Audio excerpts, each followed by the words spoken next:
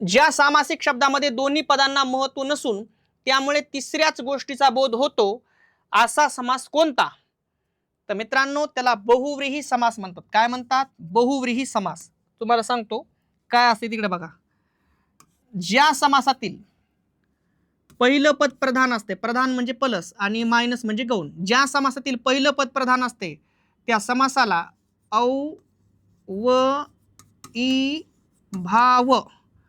अव्ययीभाव समास असं म्हणतात. ज्या समासातील पहिलं पद प्रधान आहे त्या समासाला अव्ययीभाव समास म्हणतात.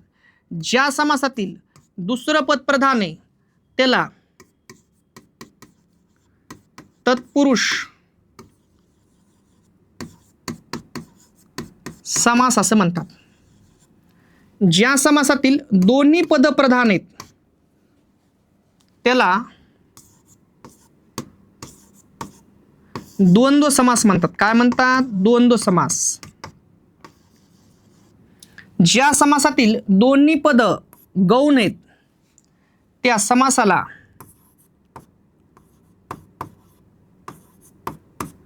बहुव्रीही समास असं म्हणतात. ठीक आहे, झालं, मग संपला विषय.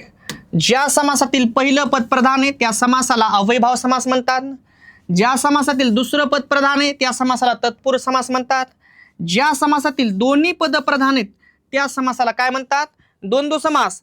आणि ज्या समासातील दोन्ही पद गौण आहेत त्या समासाला काय म्हणायचं? बहुव्रीही समास म्हणायचे. मित्रांनो विषय संपला. दोन्हीच्या दोन्ही पद गौण आहेत बघा इथं, हे पण गौण आणि हे पण गौण. विषय संपला. एवढ्यातच समास आहे. आणि मग प्रश्न काय आहे? ज्या सामासिक शब्दामध्ये दोन्ही पदांना महत्व नसून, दोन्ही पदाला महत्व नाही त्यामुळे तिसऱ्याच गोष्टीचा बोध होतो असा समास कोणता? तर असा समास आहे मित्रांनो बहुव्रीही समास. झालं समास. समासाची पोराला लय भीती आहे. समास पाठ करायचा विषय नाही, समासच नाही मराठीत काहीच पाठ करायचा विषय नाही मित्रांनो. तिथल्या तिथं उत्तर भेटते, पण आपण तशा वेळेने गेलेलो पाहिजे. ठीक आहे, म्हणून समासाचं नाव आहे बहुव्रीही समास.